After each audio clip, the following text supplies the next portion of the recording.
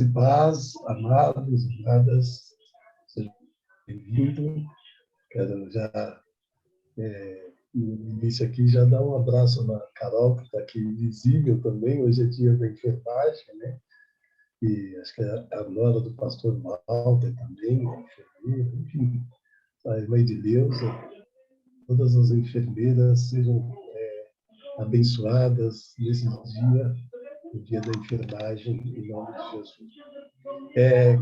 Queria convidar os irmãos e as irmãs, a gente vai ler no livro de Tiago, capítulo 1, versículo 19, depois nós vamos ir para o capítulo 3, mas eu queria ler apenas o versículo aqui no Tiago, capítulo 1, versículo 19, que diz assim: Sabeis isto, meus amados irmãos, mas todo homem seja pronto para ouvir, tardio para falar, tardio para irar. Amém? Senhor nosso Deus e Pai Celestial, em nome de Jesus Cristo, seu glorioso Filho, eu quero agradecê-lo por mais uma oportunidade que o Senhor nos concede. O privilégio de estarmos na tua presença nesta noite, reunido com os nossos irmãos e irmãs que se dispuseram a estar aqui nesta live, onde, Senhor, nós queremos prestar a Ti o nosso culto racional.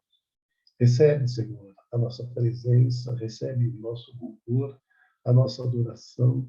Ouve, Senhor, a nossa súplica, o nosso clamor. E agora, Pai, também eu te peço, fale conosco por meio do Teu Espírito Santo. Faça de mim um instrumento para levar a Tua palavra aos corações aqui presentes e aqueles que ainda chegarão. Em nome de Jesus. Amém, Senhor. Amém, Jesus.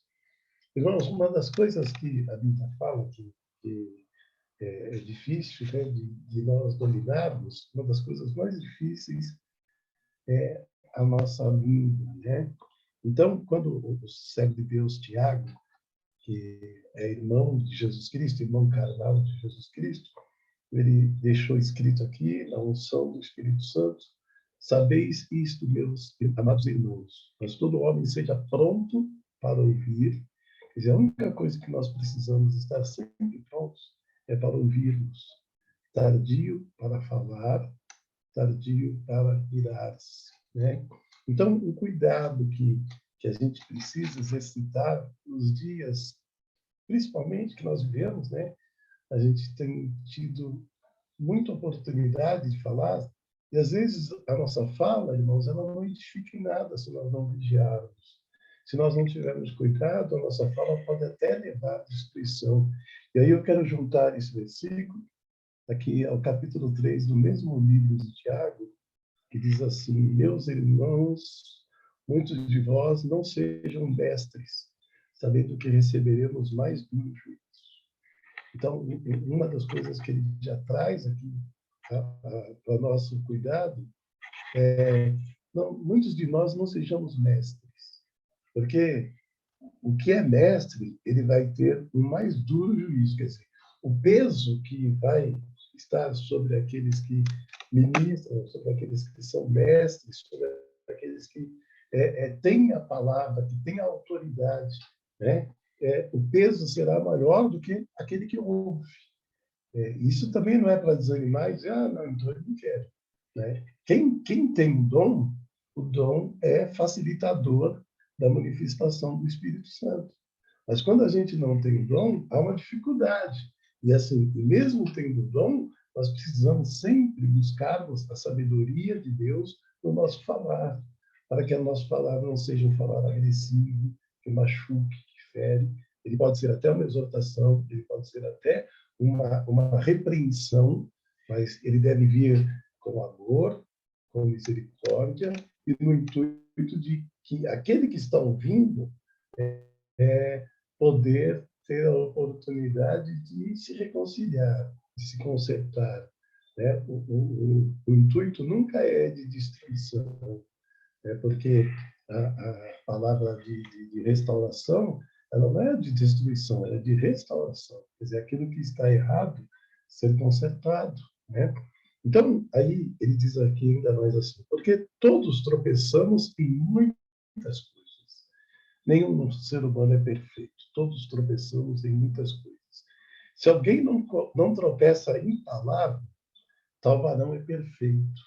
Né? Olha que excelente assim, essa palavra, né, irmãos? Se um homem conseguir dominar a sua vida, se ele não tropeçar em palavra, ele alcançou a perfeição.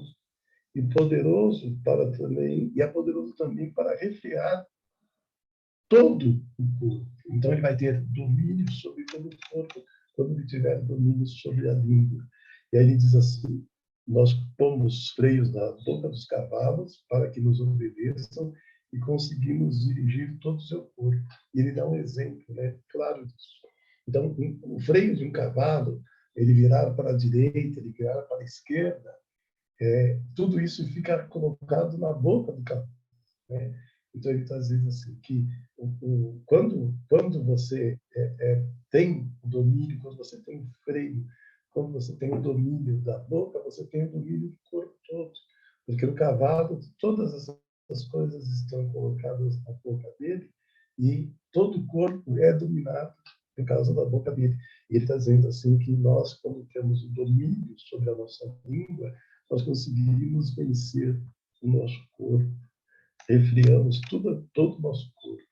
E ele vai dar outro exemplo, dizendo assim: vede também as naus, que sendo tão grandes, que os navios, as embarcações, né, que sendo tão grandes, levadas de impetuosos ventos, se viram como um bem pequeno leme, se viram como um bem pequeno leme, para onde quer a vontade daquele que as governa. Então, o navio é aquela imensidão de um navio, o leme é mais ou menos um pouquinho maior, talvez, do que o volante de um automóvel, e quem está ali dirigindo, quem está ali governando aquele navio, controla todo o navio aquele pequeno leme. Né? Então, quando a gente tem o controle da nossa língua, a gente tem o controle do nosso corpo. Então, mais um exemplo, né? E aí ele continua dizendo assim: assim também a língua é um pequeno membro e gloria-se de grandes coisas. Então, quantas pessoas, né, têm uma arrogância, e a arrogância ela fica muito explícita no falar das pessoas, né? No gestual, no agir, na maneira, mas no falar principalmente, né? E a língua também é um fogo. Perdão, ainda faltando aqui, né? Assim também a língua é um pequeno membro que gloria-se de grandes coisas. Vede quão grande bosque um pequeno fogo incendeia. Então, um pequeno incêndio, ele pode causar um incêndio de grandes proporções, se ele não for dominado. Então, cuidado que nós precisamos ter. E aí eu queria dar um pulo lá no livro de Provérbios, capítulo 10, 19, diz assim: na multidão das palavras não falta pecado. Quer dizer, a pessoa que muito fala comete muito pecado. Mas aquele que refreia os seus lábios é sábio. Aquele que consegue dominar a sua fala, esse homem, essa mulher é sábio. Então, a gente conhece diversos ditados, né, que diz que se é um peixe, morre pela boca. Né? O que muito fala, dá bom dia a cavalo. São ditados que nossos avós, principalmente, usavam e que são, assim, baseadores daquilo que a palavra de Deus está nos dizendo. Quando a gente fala muito, a tendência de nós errarmos é grande. A possibilidade de erro é imensa quando a gente fala muito. E ainda em Provérbios 17, 28, está escrito assim: até um tolo, quando fica quieto, é contado como sábio. E aquele que fecha seus lábios é estimado como um homem de entendimento. Quer dizer, quando a gente não usa a nossa língua, né? Porque, claro que a palavra de Deus, se fosse assim, se fosse assim, todo mundo seria santo, né? Não é isso que a palavra de Deus está dizendo assim.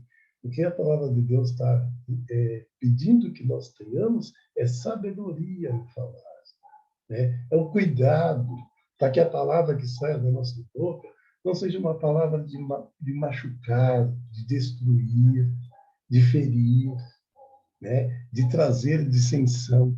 A nossa palavra deve ser uma palavra de amor, né? De busca aquilo que é bom, aquilo que vai trazer harmonia, que vai trazer unidade, que vai trazer união. Né? Não é o simples fechado, então eu não vou falar mais nada a partir de hoje. Não é isso. Né? A gente precisa ter sempre cuidado, porque se a gente não vigia, a gente é 8 ou 80. Né? Ou a gente não faz, ou faz exagerado, depois não quer fazer mais nada. Então a gente precisa sempre buscar em Deus sabedoria. Né? E ainda, assim, devemos praticar essa palavra que nós estamos lendo aqui diariamente. Só devemos abrir a nossa boca para transmitir graça. Quando falamos muito e pensamos pouco, agimos como todos. Às vezes a gente fala sem pensar, sem imaginar o que pode causar o efeito de uma palavra. Né? Eu lembro que outro dia, até um versículo que, se não me engano, está no livro de Provérbios, outro dia até a irmã Letícia fez uso dele, e que diz assim, o poder a morte e a vida estão no poder da língua. A morte e a vida estão no poder da língua. Com a nossa fala, a gente pode levar vida, e com a nossa fala, a gente pode levar morte. Quer dizer, então, o cuidado que a gente precisa ter é o que nós estamos levando. Né? E aí, aqui, ainda voltando para o capítulo 3, porque está escrito assim: porque toda a natureza, tanto de bestas feras como de aves, tanto de répteis como de animais do mar, se amansa e foi dominada pela natureza humana. Quer dizer, o homem domina tudo. Ele domina, a gente já viu os golfinhos sendo, como é que fala? Tipo, não domesticados, mas que a pessoa tem domínio, né? Vai lá, ele pula a roda, e coloca uma roda lá, o golfinho adestrado, né? Também, a gente consegue domar, né? Adestrar. Então, todos os animais, os répteis, como animais do mar, se amansam e foi dominado pela natureza humana. A natureza humana domina sobre todas as outras espécies, né? Mas nenhum homem pode domar a língua. É um mal que não se pode refriar. Está cheia de peçonha mortal. Quer dizer, a língua está cheia de veneno. Então, a ponto do cérebro de Deus dizer assim, ó, mas nenhum homem pode domar a língua. Porque em algum momento, se nós não vigiarmos, vai sair um veneno. Numa conversa a dois, né? Ou para machucar alguém, ou para ferir alguém. E a gente precisa ter bastante cuidado. E vou pular aqui para o 9, o tempo vai avançando. Com ela bendizemos a Deus e Pai, e com ela amaldiçoamos os homens feitos à semelhança de Deus. Quer dizer, isso é gravíssimo. Né? Estou lá no culto, domingo, eu sou uma bênção, meu aleluia, meu glória a Deus, eu, com a minha língua, bendigo o nome do Senhor. Aí eu saio do culto, esta mesma língua que estava lá, glorificando a Deus, exaltando o nome do Senhor, ela vai se voltar contra o meu irmão, vai falar mal dele, vai criticar, vai falar mal daquela irmã, daquele irmão, da aparência, da roupa, do cabelo, né? Vai destruir. E aí, olha que advertência, né? De uma mesma boca é de bênção e maldição. Olha que perigo, né? Meus irmãos, não convém que isto se faça assim. Quer dizer, irmãos, isso não pode acontecer no nosso meio. Irmãs, isso não pode acontecer no nosso meio. E aí ele faz uma pergunta aqui. Porventura, deita alguma fonte de um mesmo manancial água doce e água salgada? O mesmo manancial pode produzir água doce e água salgada? Não, a gente sabe que não. As águas salgadas, nós vamos encontrar os mares, e as águas doces, nós vamos encontrar em diversos outros lugares. Mas a gente sabe, no mar não tem água doce. No mar só tem água salgada. Como provavelmente você pode encontrar uma água salobra, né? Mais salobre, mas você não vai encontrar uma água salgada, né, em terra.